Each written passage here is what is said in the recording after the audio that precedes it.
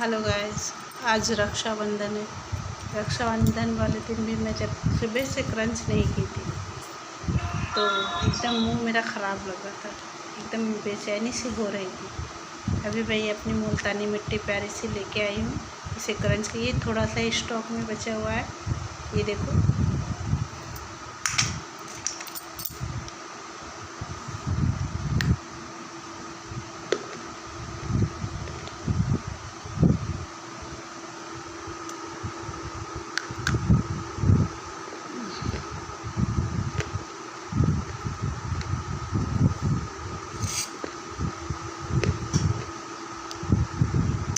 जब तक क्रंच नहीं कर रही थी तब तक तो मेरा दिल नहीं भरता।